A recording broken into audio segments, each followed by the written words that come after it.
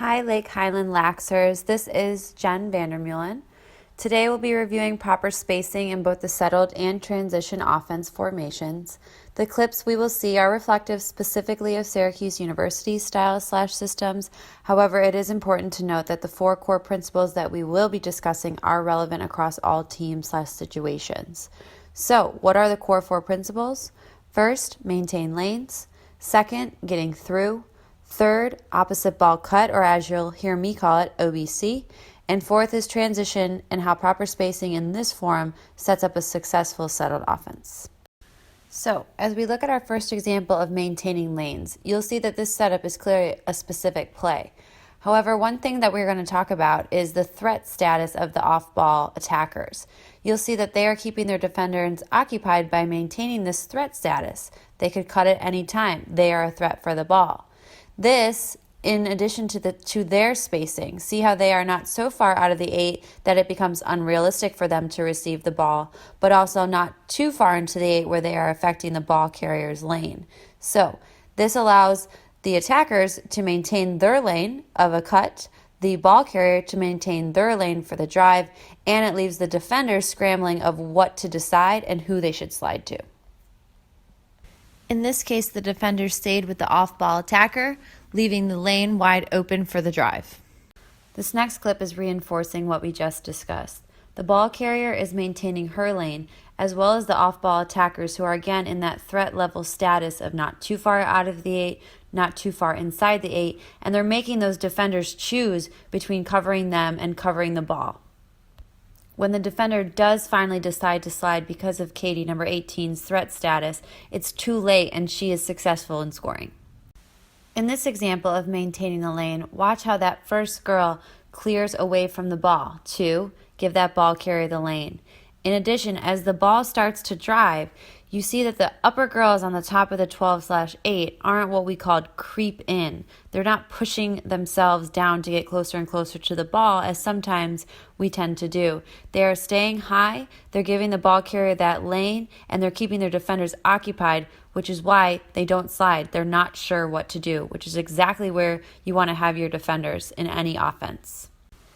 In this clip, maintaining the lane is a little less obvious than the other clips we've seen, but if you see the player, as indicated by the arrow, just a few steps away towards, based on what the ball carrier is doing, is going to give the ball carrier that lane if she chooses, as well as set up the off-ball attacker into a positioning where she can receive the ball. Again, it's constantly moving, constantly occupying that defender, and moving into active space.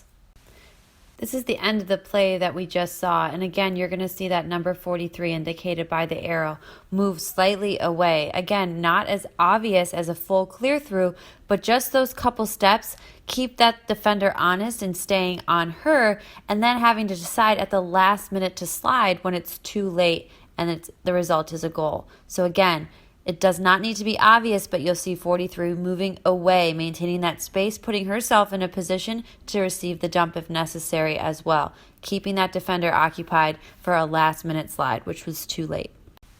Our last maintain lane example, and similarly to the last clip that we just saw, this is maintaining the lane in a small space. So as you watch number 20, who's indicated by the red circle, she's going to move just slightly with the ball so that she creates that lane, but also keeping that defender occupied and having to make the decision. You want to have your defenders be in that no man's land of what do I do? And that's exactly what 20 did. She kept moving with the ball, stayed in active space, was ready for the dump, but it ultimately cleared the lane for the shot. Next, we'll be discussing getting through. Getting through, there's some crucial points about cutting through the 8 meter that not everybody is always aware of. First of all, you should always expect the ball in the 8 meter. One of the things that drives me nuts is when people run with their head down and their stick down through the 8. That does not maintain that threat status that we've discussed. Secondly, it is always at a full speed. What you don't want is what we'll show is lollygagging. So kind of jogging through that 8, standing in the middle, calling for the ball if you feel like you're open, standing there some more, and then eventually walking out. Going through the 8 meter should be like walking through lava. You want to get in and get out while also maintaining that threat status and seeing the ball as you do so. This first clip is a great example of that, starting with the girl circled in red. You see that she asks for the ball, but she gets through 100 miles an hour. She doesn't get upset when she doesn't receive this ball. By moving full speed through the 8, what it does is it maintains that clear lane and ultimately leads to that drive, which leads to the goal. So really, the girl in the red circle is the one who started that, and the girl who scored should go thank her. This clip has a bunch of great examples of getting through. Watch how the middle clears as the ball is being passed up top. So first, there's no delay, there's no ball watching. Secondly, immediately as the ball is passed, that low attacker gets through. Then there's no lag on the drive. In addition, once the drive is not there and the ball is passed back down low, the girl who previously had the ball gets through immediately at full speed.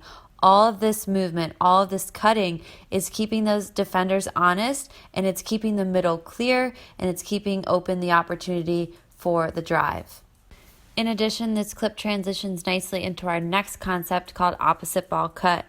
So you can see that as number 12 drives up and the girl circled in red starts to cut in, she's that 2 away, or that opposite ball, which means that she is the next obvious choice. Her defender is cheating by looking at the ball carrier, see the butt, make the cut. That's exactly what she did. The lane is open because her other off-ball attackers are keeping the space. There is no crowding in the 8-meter. Ball gets dumped, shot, goal. Understanding opposite ball cut, or OBC, is just understanding the mechanics of a defense. So when a drive is extremely believable, the double has to come. When the double comes, all the other defenders have to bump, which ultimately leaves that opposite ball, opposite girl from the ball wide open, because she is, according to the defense, the least threat status. This first clip is a prime example of that. See how the defense is all pushed towards the ball carrier. Nobody is worrying about that high opposite ball girl. Once the attacker recognizes that and the ball goes there, the lane is wide open, and that's all you can ask for as an attacker. This next clip is a good time for me to talk about what you've heard me say as active space. So as an attacker, understanding where you are in relation to the ball is crucial to you receiving the ball, as well as the ball carrier getting the ball off. So if you're standing behind a defender, you would be what we would call in dead space. You cannot receive the ball. It is really important for an attacker to move into active space with her feet. Even if a defender is standing in one area, then you're going to move just a couple steps over to find that passing lane. What this does is this allows you to maintain that threat level status that we've been talking about. And we're going to see this in this clip.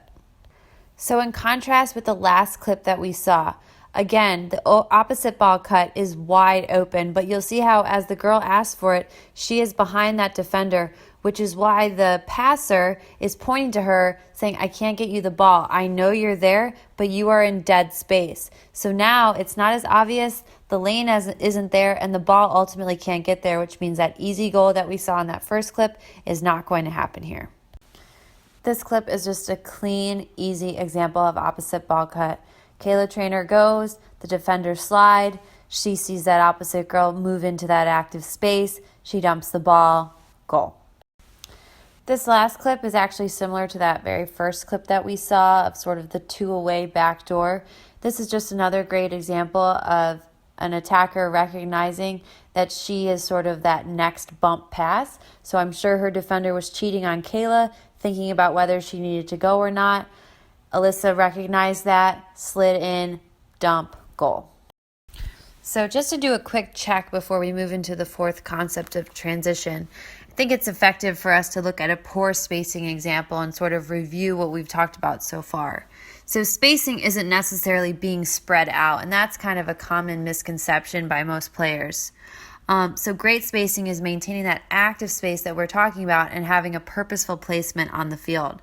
So in this example, you'll see that the players are necessarily spread out, but when someone drives, none of the off-ball attackers are maintaining that threat level status, which is why the slide comes so quickly. The defenders aren't worried about who they are guarding. In addition, everybody's kind of on top of each other. You'll see players going behind the ball when the ball drives, anytime a player goes behind the ball when the ball drives, that's just an easy double for the defense. They don't have to worry about the girl who's practically up on the restraining line.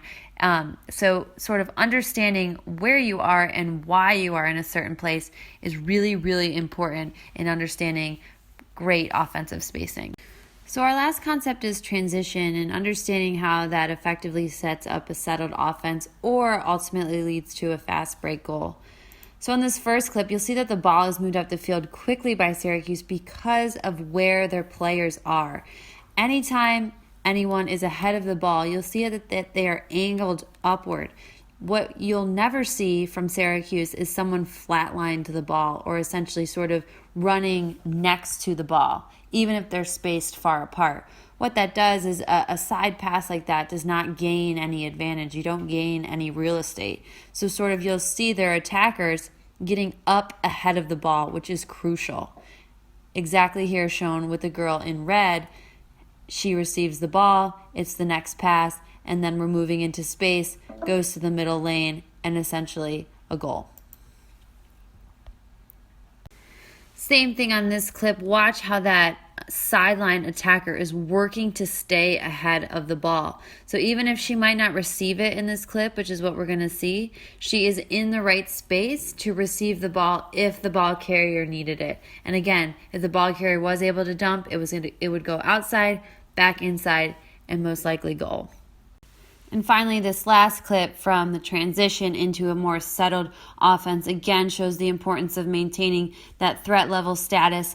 The spacing here is so important. If these attackers, specifically the girl in green, was too far wide, too far low in dead space, right, this goal would not happen. So because she is close enough in, she's a threat, she's in active space, she's in the passing lane, she moves through the ball, moves into the lane created for her by her other off-ball attackers, ultimately leads to the shot and then the score. In closing, I really hope that you guys learned something from this. Obviously, I think it's clear that spacing is extremely important in a successful offense. Maintaining that space, maintaining the lanes, working into active space, getting through at 100 miles an hour, understanding that you are always a threat even when you don't have the ball. Emphasizing and understanding the way that a defense works so that you can understand where the next open girl is on your team, and then obviously utilizing transition, the spacing and transition to ultimately lead to a settled or transition goal. Hope you guys had fun. Let us know if you have any questions. Thanks.